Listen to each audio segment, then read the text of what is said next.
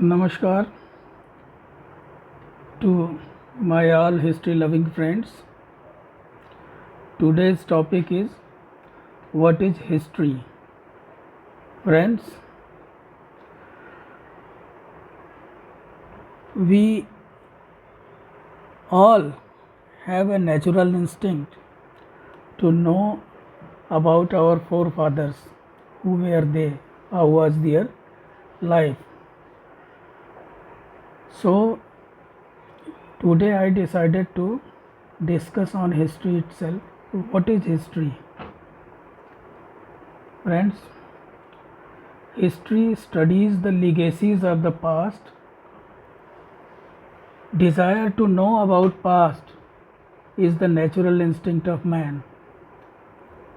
Studying history can help us to feel a connection with the past and to understand the past as individuals and as societies. Friends, to explore the past is not just useful, it is essential too. Famous historian G.I. Rainier says, "All past is my past and I wanted to recapture it for my own satisfaction." The past which a historian studies is not a dead past, but a past which in some sense is still living in the present.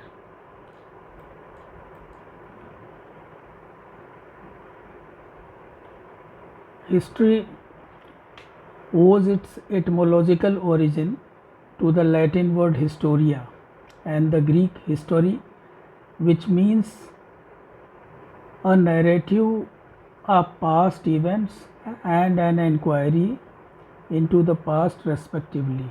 So, broadly speaking, history is related with the inquiry or the exploration and the narration of the events that has taken place.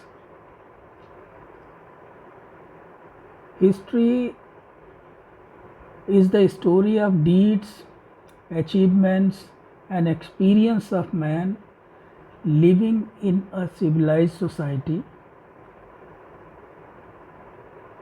B. Sheikh Ali rightly says, history is the barometer to record this progress of mankind. Thus, history is a device to measure human progress from earliest times till today.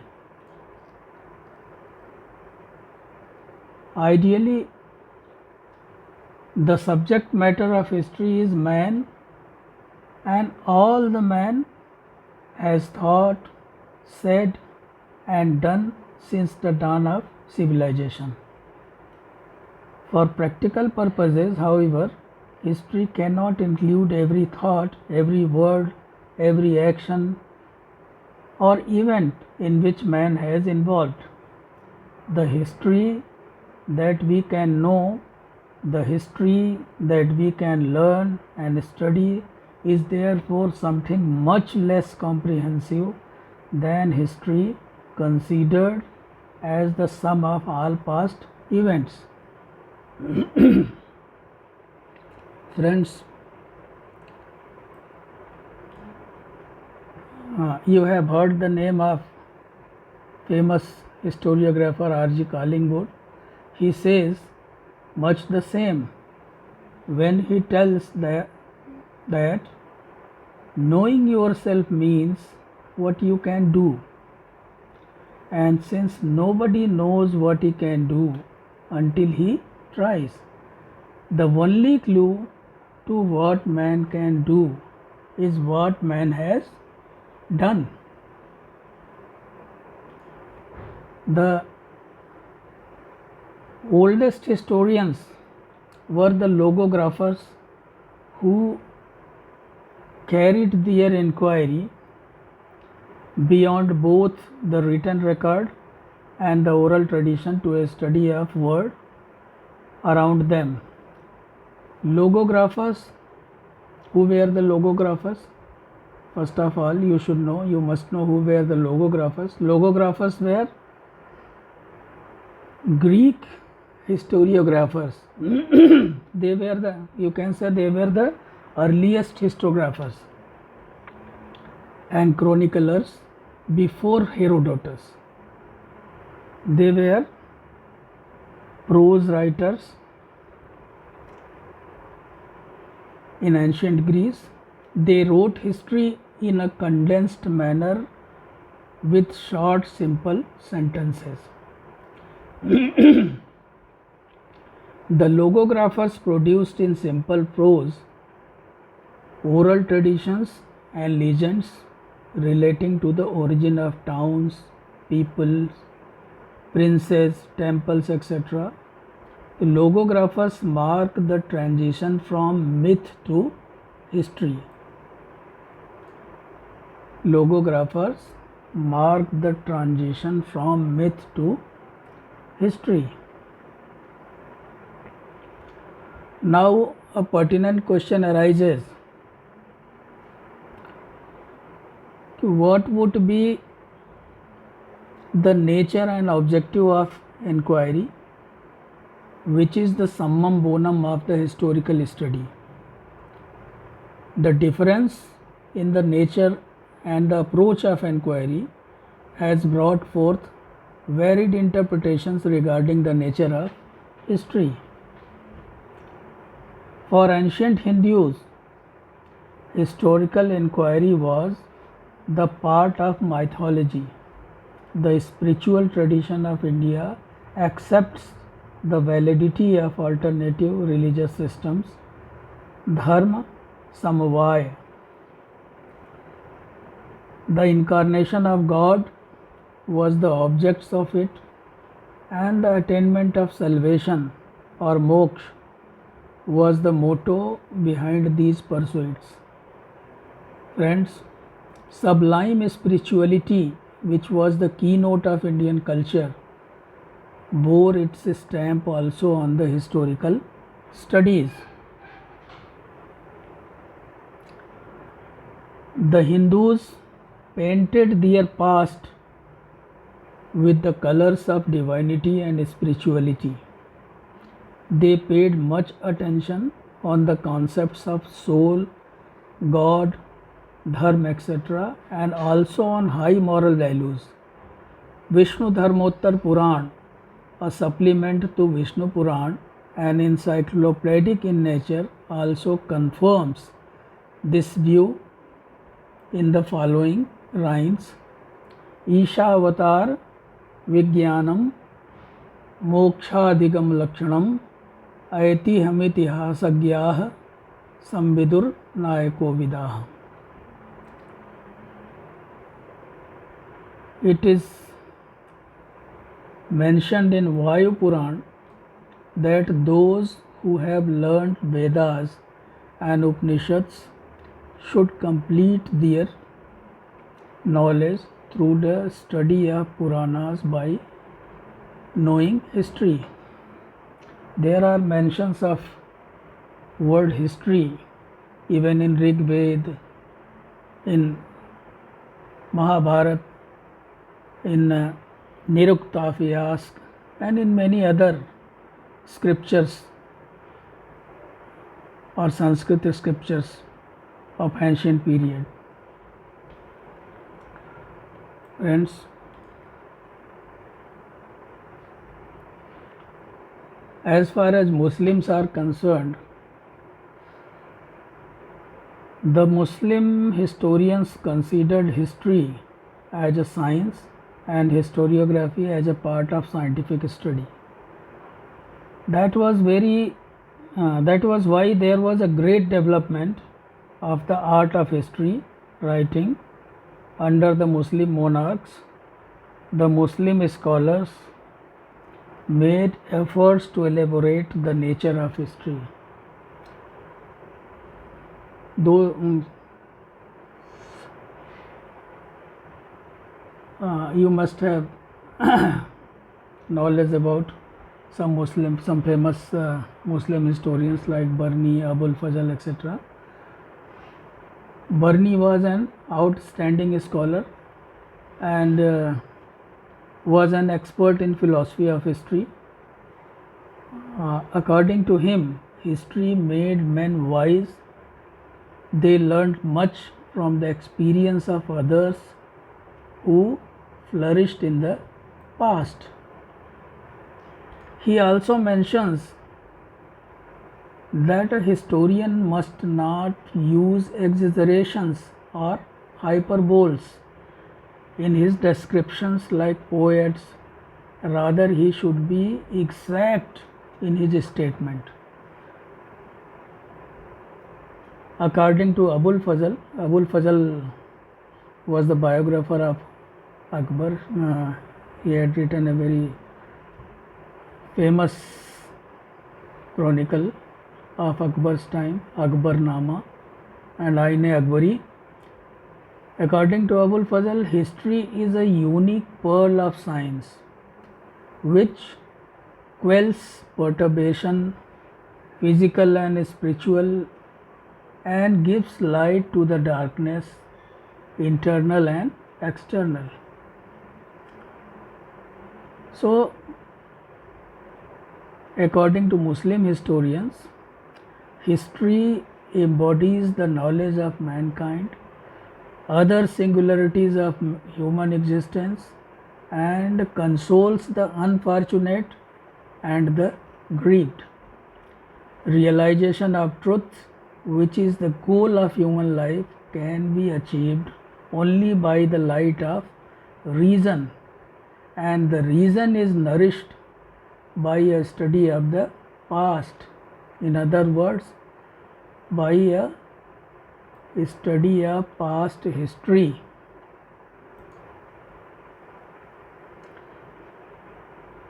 The Greek concept of history was the outgrowth of political experience and interest. The interpretation of the role of individual in the society without any desire for spiritualization was the aim of ancient Greek historian.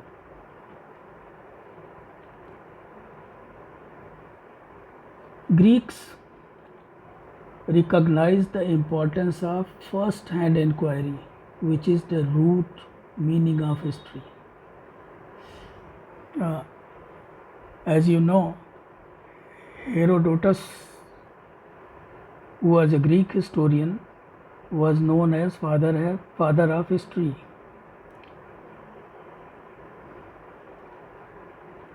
But the ancient Christian theory of history was somewhat different from the Greek theory. It maintained that the historical consciousness originated with the inner experience of the individual and also was a universal process of human soul. So friends, you can see as far as Christian theory of history is concerned, the influence of church had a definite influence on the history of that time. With the advent of enlightenment, a great change took place in the concept of history. Theological base of history was shattered and there developed two forms of historical approaches, nationalism and idealism. The former considered matter as the center of historical craving, whereas the latter adhered to the spirit of explaining the historical pursuits. These two ideas found their culmination in the ideas of two great thinkers, Toynbee and Marx. Friends,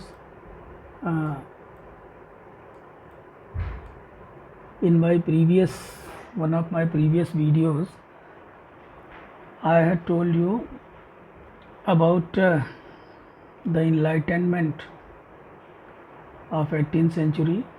18th century was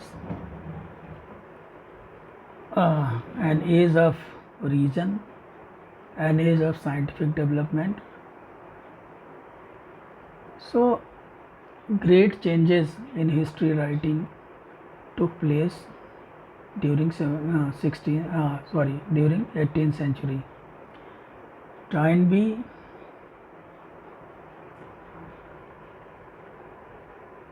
who was a great thinker and great philosopher of history, he considered history to be a human study whose objective was the search for truth.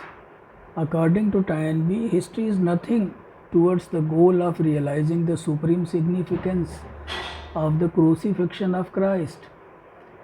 But Marx cooked at the situation in a different way. To him, history was the activity of a man seeking to achieve his ends, but these ends were inspired and shaped by economic relation. In other words, Marx is against the idea of giving the personalities an important position in the process of historical development.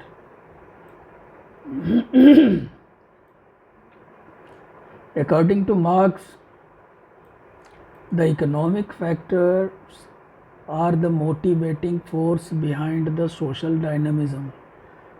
Marx visualizes the history of the societies in the light of class struggle. Marx conceptualized history differently from the positivists. Marxists believe that positivism is a belated child of the 18th century Enlightenment and is not the best guide to history writing. He mentions in his famous Communist Manifesto, the history of all hitherto societies is the history of class struggle. So friends, to Marx, the history of societies is the history of class struggle.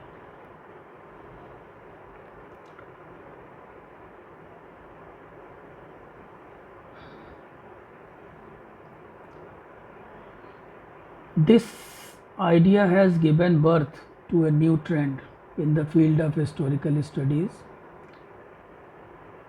and that in the idea of the study of history from the grassroots. These historians maintained that the historical landscape should be surveyed not from the foot of the royal throne, but from the peasant's hut and the worker's cottage.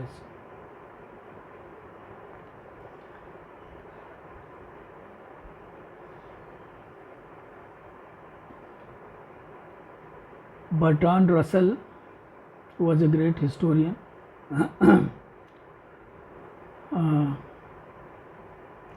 He was from England. He, in his theory of Western philosophy, has criticized Marx's philosophy of history. He opines that Marx has given too much importance to matter and man's relations to matter. According to him, Marx's materialism in practice becomes economics. Leaving aside the controversy, we can conclude that in a broad perspective, history is that branch of knowledge which records and explains past events. Its objective is the search for the truth or the ends of human life. But the definition of truth or ends varies from philosopher to philosophers.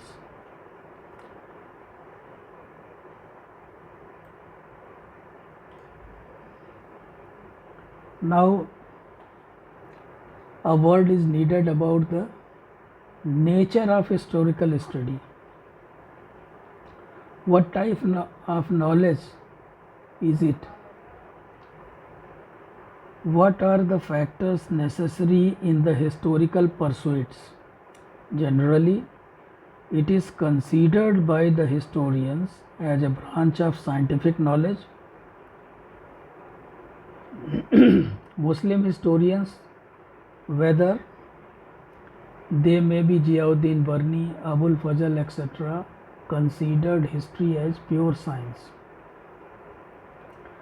To get out of this controversy, we will have to understand what the necessary factors or ingredients of history are. Friends, Dr. R.P. Tripathi was a very famous historian of modern times, and he had written a very famous book, Rise and Fall of Mughal Empire. In the preface of Rise and Fall of Mughal Empire, Dr. R.P. Tripathi has explained the nature of history in a very clear way. According to him, the essence of history is accuracy. The essence of history is accuracy and undiluted and unvarnished presentation of facts in a straightforward, masculine and clear style. So, accuracy in history is very important. Accuracy and clear style, clear and masculine style in a straightforward way, as Dr. Tripathi thinks. In this way, history appears to be a scientific knowledge because it emphasizes the element of truth and accuracy and also requires scientific collection of evidence from the past.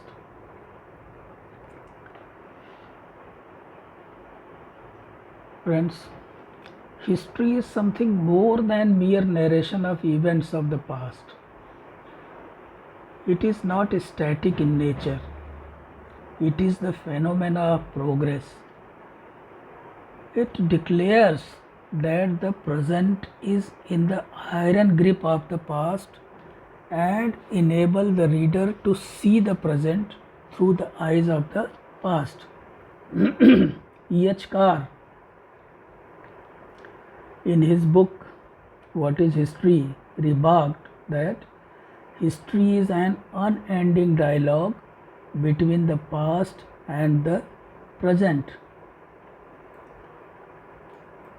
यह भूतकाल और वर्तमान काल के बीच चलने वाला अंतहीन संवाद है.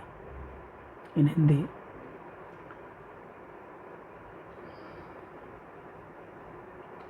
the significance of the study of history lies in its ethical and pragmatic import. It traces the course of mankind with reference to the moral and immoral conduct of the individuals or the group, and also enables the person to take lesson from the doings of the people in the past. So, therefore, history is the living past of man. As Professor Sridharan says, it is the attempt made by man through centuries to reconstruct, describe and interpret his own past. The historians have played and play a part in the continuity of the life of mankind. In the words of Sir Thomas Munro, a two-page of history give more insight in human mind in an agreeable manner than all the metaphysical volumes ever published. Thus, friends, the study of history is relevant for making history, for creating history. Thank you very much. I have tried my best to tell you what history actually is. If you like, if you